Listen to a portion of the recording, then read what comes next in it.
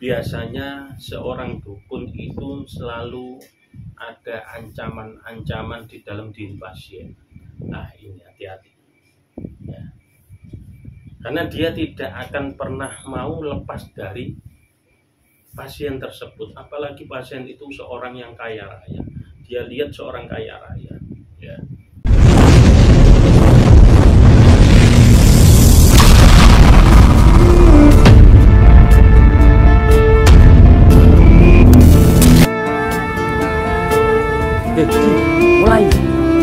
Mulai tak? Ya, sip.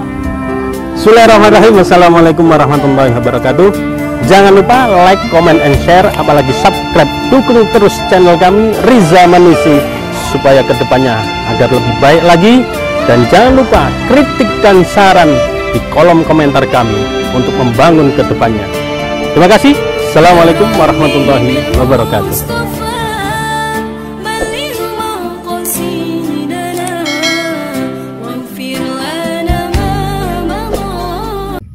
Bismillahirrahmanirrahim. Assalamualaikum warahmatullahi wabarakatuh. Alhamdulillah wa syukurillah, la hawla wa la quwata illa billah.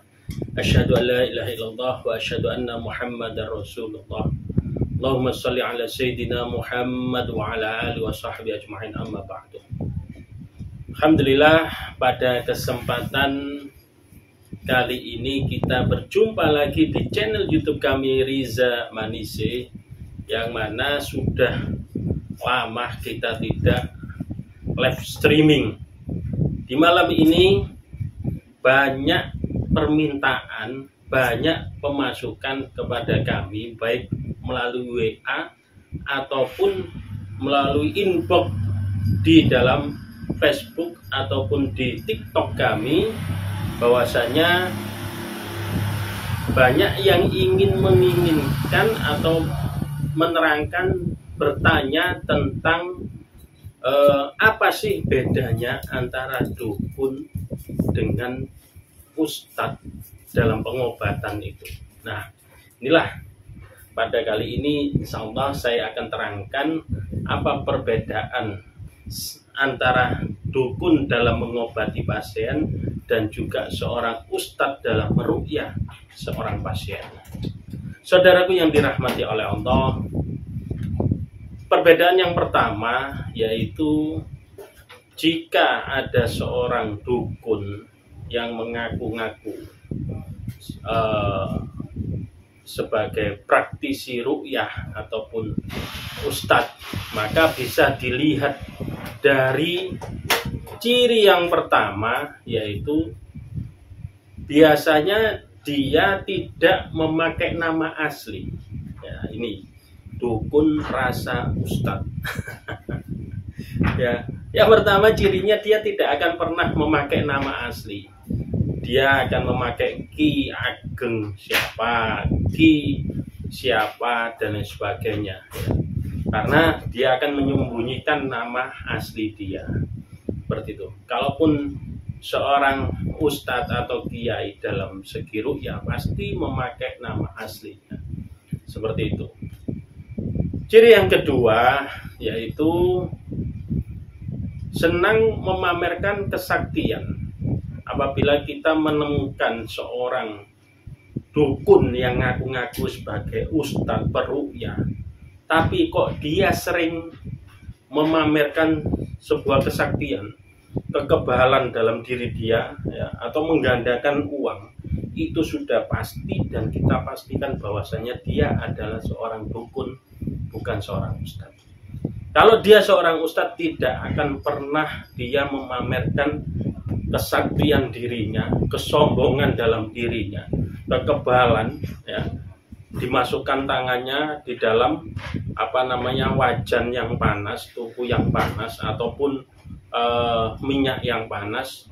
Dia memamerkan agar supaya meyakinkan pada diri pasien atau khalayak umum pada umumnya bahwasanya dia seorang yang sakti.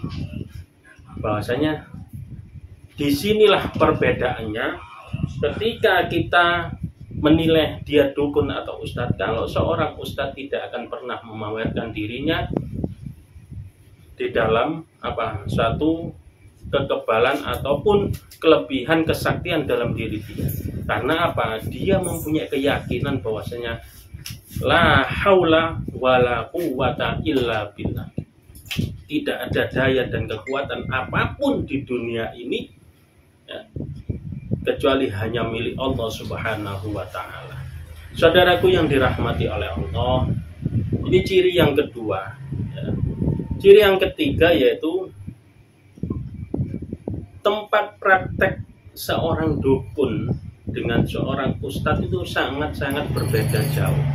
Kalau seorang dukun, lihat tempat prakteknya, tentunya di sekelilingnya tempat dia praktek itu ada salah satu ciri yang nampak, yaitu ada lukisan yaitu Nyi Roro Kidul ditampakkan di belakangnya, ada keris, ada hal-hal yang mistik di sekitar tempat dia praktek di dalam pengobatan. Kenapa? Ya, itulah menunjukkan bahwasanya seorang dukun tersebut sandarannya bukan kepada Allah, tetapi kepada benda-benda gaib yang mereka yakin memiliki mistik atau kekuatan yang melebihi kekuatan Allah Subhanahu wa Ta'ala. Saudaraku yang dirahmati oleh Allah, jangan sampai kita terjerumus di dalam pengobatan-pengobatan spiritual atau pengobatan non medis yang mana nantinya kita akan merugikan diri kita sendiri. Ya, itu ciri yang ketiga. Ciri yang keempat, agar kita supaya tidak sampai tertipu, yaitu apakah ini dukun atau ini ustadz dalam praktek pengobatan. Yang paling jelas, ya, lihat dia. Ya, kalau dia seorang ustadz, maka dia memiliki ilmu agama yang mumpuni di dalam bidangnya, sehingga dia bisa membaca Al-Quran, memahami Al-Quran, bahkan dia paham atas apa yang dia ucapkan, ayat-ayat yang dia ucapkan. Tapi kalau seorang dukun, jangankan dia paham isi Al-Quran, bisa jadi dia membaca Al-Quran saja tidak bisa. Inilah bedanya. Bagaimana cara membedakannya? Suguhkan aja Al-Quran di tempat praktek seorang dukun, suruh dia membaca. Bisa nggak dia membaca Al-Quran? Ya, ini. Walaupun dia memakai jubah gamis, ya, minyak wanginya sampai jarak 5 km atau 5 meter dia sudah tercium baunya, suruh aja dia membaca Al-Quran. Ya. Bagian boleh menipu diri kita, seakan-akan dia seorang syekh, habib, ustadz, kiai, ya, cara ngomongnya meyakinkan. Kasih aja Al-Quran, suruh baca. Kalau dia tidak bisa baca Al-Quran, yakin, hakul yakin, tadi dia dukun rasa ustadz. Ya. Ciri yang kelima yaitu biasanya kalau kita selaku peruqyah syar'i, kita itu tidak ada istilah mahar, ya. Tidak ada istilah mahar, ya, di depan. Baik, nanti saya akan membantu Anda dalam pengobatan ini, tetapi maharnya untuk pendaftaran saja 150.000 atau 300. Nanti dalam pengobatannya nanti kita kasih mahar berapa? 3 juta, 4 juta, 5 juta. Itu sudah pasti dukun, bukan lagi ustadz. Tapi kalau ustadz, lillah billah, keikhlasan yang kita berikan. Bahkan kita untuk mengucapkan berapa mahar yang harus diberikan sangat-sangat tidak mungkin terucap dalam diri kita. Karena apa? Hati kita tulus, ikhlas dalam mengobati. Kalaupun nanti dikasih setelah pengobatan, proses semuanya, ya sudah, kita terima, syukur alhamdulillah. Kalau itu memang rezeki kita mengobati secara ikhlas. Dan tentunya seorang pasien memberikan kesyukuran dia ketika Allah memberikan kesembuhan, maka kita terima halal bihalal, sama-sama kita menghalalkan dalam diri kita, ikhlas dalam diri kita dalam menerima dalam pengobatan, maka itulah yang disebut dengan seorang ustadz peruqyah syar'iyah. Saudaraku yang dirahmati oleh Allah, ciri yang keenam yaitu biasanya seorang dukun itu selalu ada ancaman-ancaman di dalam diri pasien. Nah, ini hati-hati ya. Karena dia tidak akan pernah mau lepas dari pasien tersebut. Apalagi pasien itu seorang yang kaya raya. Dia lihat seorang kaya raya ya. Ibu ini jangan sampai berobat di lain tempat saya. Sudah ada maharnya, sudah diancam ya. Kalau sampai keluar pengobatan dari tempat saya ini, saya tidak bertanggung jawab, maka ibu akan terjadi seperti ini. Jangan di dalam diri ibu, bahkan di rumah tangga ibu, di istri ataupun suami ibu nantinya terkena dampak dari ini semua. Itu ada ancaman ya. Itu bedanya. Kalau kita seorang ruqyah syar'i, seorang ustadz tidak akan pernah memberikan hal statement seperti itu. Ya sudah, kita keluarkan. Kalau memang Allah memberikan kesembuhan, Allah memberikan kesembuhan. Kalaupun belum memberikan kesembuhan, kita bahkan menyarankan untuk berobat ke tempat lain. Mungkin tidak cocok dengan kita, silakan bisa dicek ke rumah sakit ataupun ke dokter terlebih dahulu. Seperti itu. Tidak ada rasa kita menekan pasien ataupun kita mengintimidasi pasien untuk tidak berobat ke tempat lain. Saudaraku yang dirahmati oleh Allah, ciri yang ketujuh yaitu seorang dukun rasa ustadz. Gayanya dia ustadz tapi sejatinya dia dukun, yaitu apabila melakukan pengobatan ya, dia mesti memberikan jimat atau asma'an serta amalan ya. Jimat atau asma'an atau amalan. Contohnya gini, setelah pengobatan kita diberi tasbih. Tasbih ini baik, tapi kalau dukun rasa ustadz, akhirnya kita suruh menebus. Bu, ini ada tasbih ya, silakan tebus dengan mahar sekian. Ini tasbih sudah kita asma'i ya, kita sudah kasih doa-doa untuk kesembuhan ibu, silakan dibawa pulang. Ini namanya dukun rasa ustadz seperti ini. Gaya-gayanya ngasih tasbih.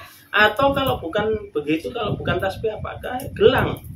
Kasih kita gelang. Sebagai apa? Sebagai benteng. Ada. Ini yang tidak kita inginkan. Kalau seorang peruqyah syar'i tidak akan memberikan hal seperti ini.